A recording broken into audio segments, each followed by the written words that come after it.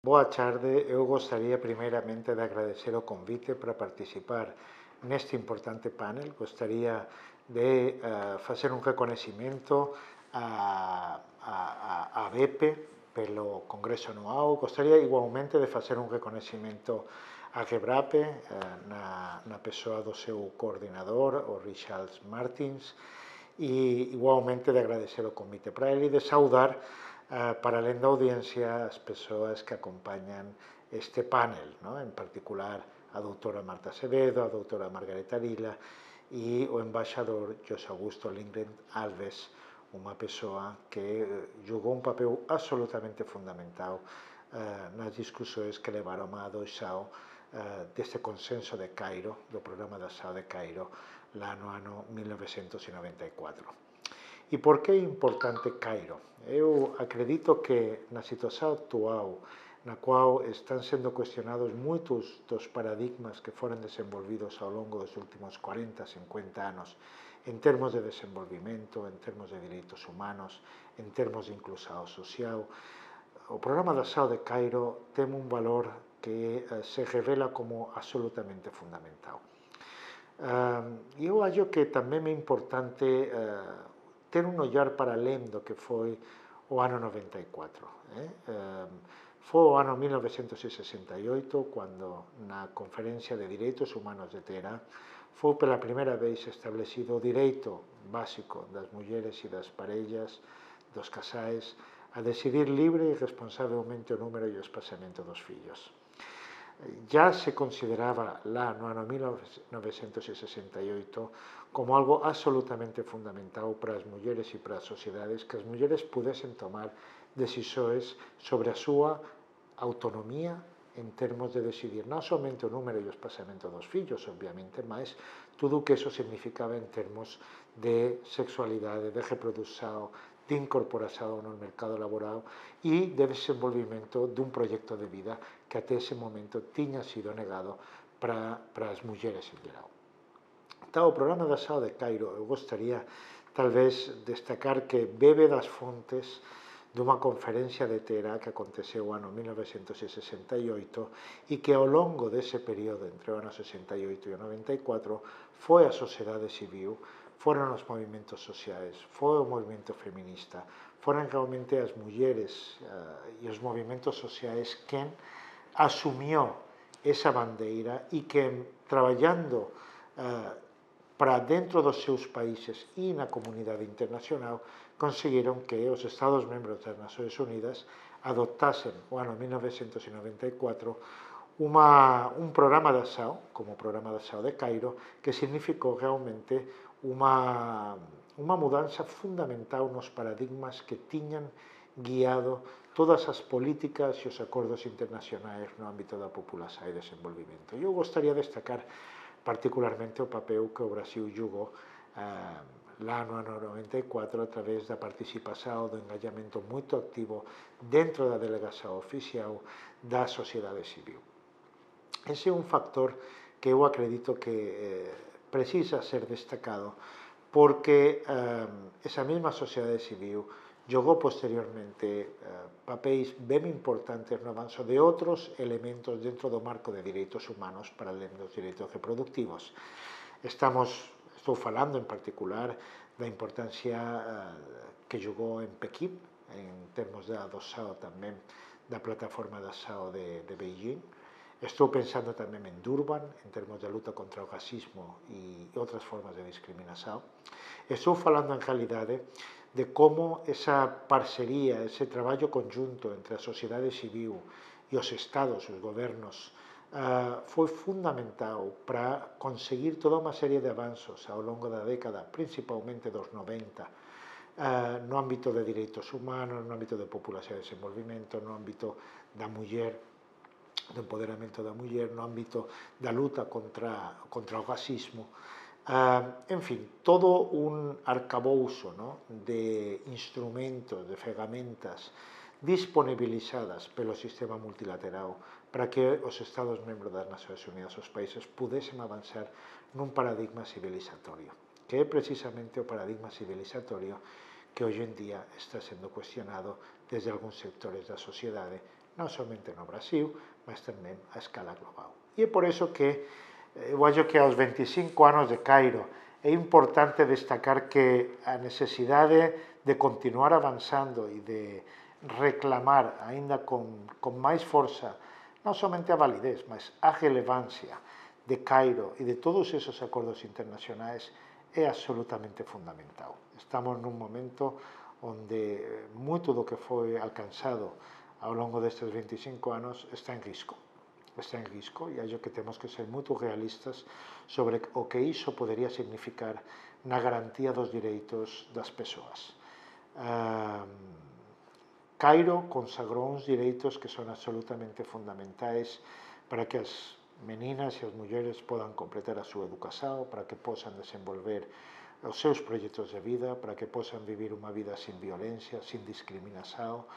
O Cairo faz un apelo para a inclusão social, independentemente de cor, de raza, de orientación sexual, de identidade de género.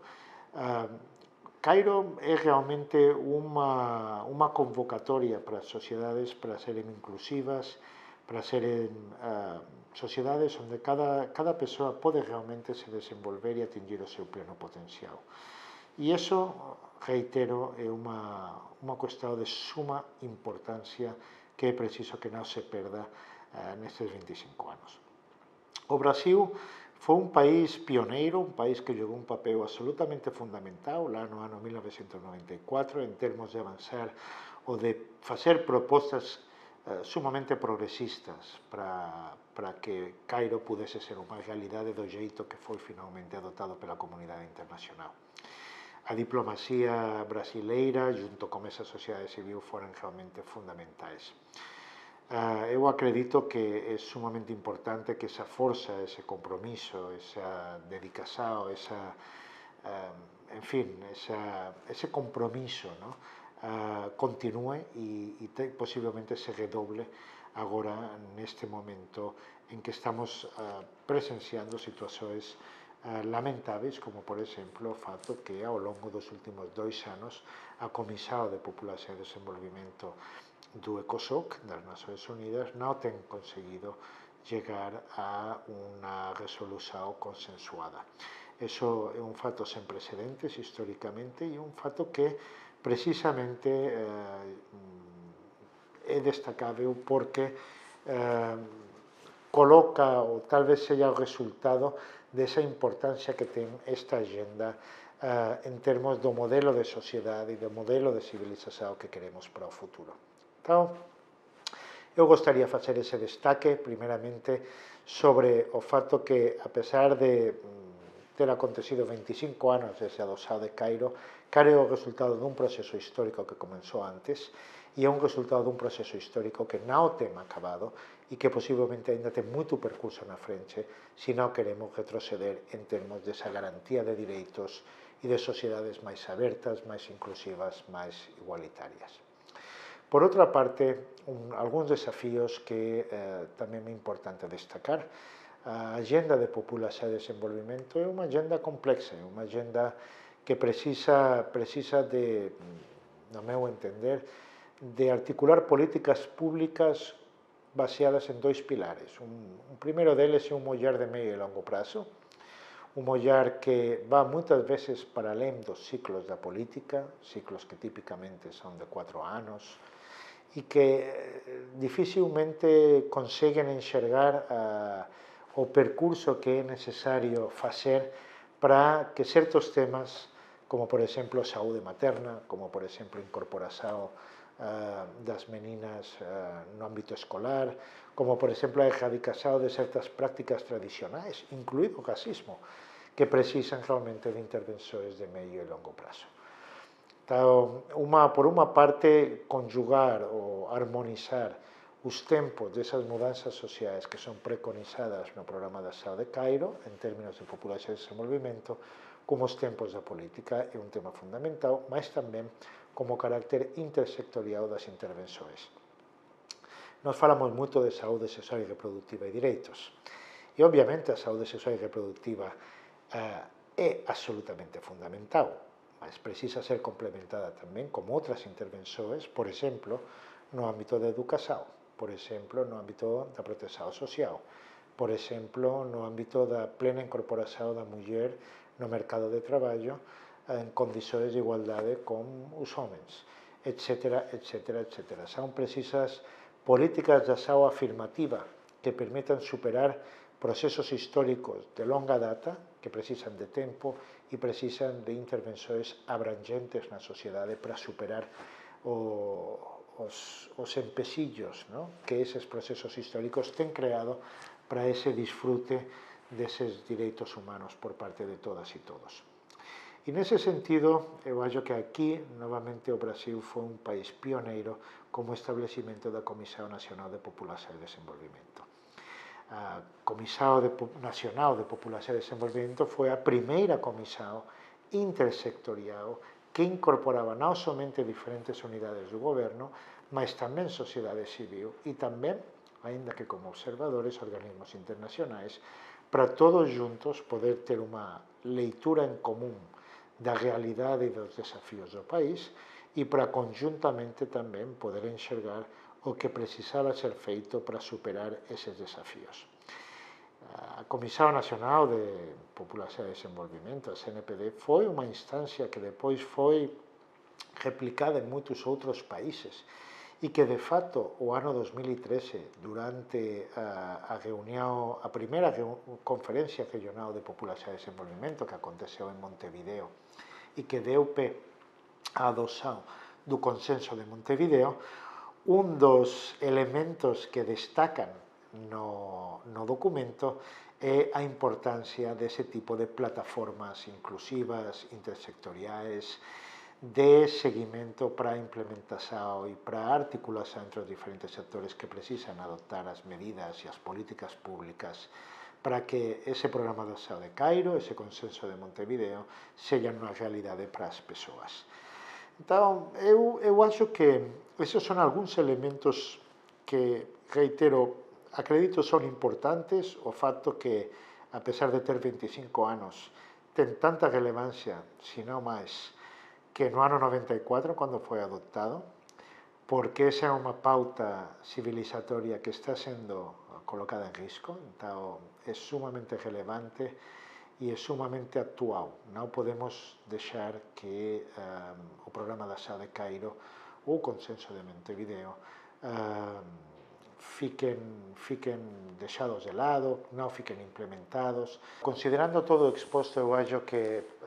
en fin, concluiría dicendo que é importante ollar para o futuro,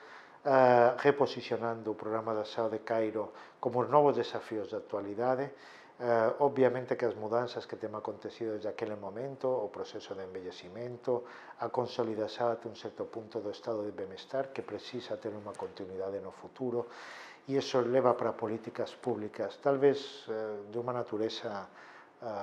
diferente, no sentido de incorporar tal vez máis aos jovens no mercado de traballo, dar máis viabilidade á adolescencia e juventude dentro das discussões sobre política pública, garantir de alguma maneira que novos actores sociais posan tamén participar no diseño e na implementación de políticas públicas nese sentido, que sellan intersectoriais e que sellan políticas de Estado, porque senón é a través de políticas de Estado sustentadas no tempo, por períodos relativamente longos de tempo, vai ser ben difícil que esa garantía de dereitos sella, no final, unha garantía sustentável para todas e todos. Moito obrigado.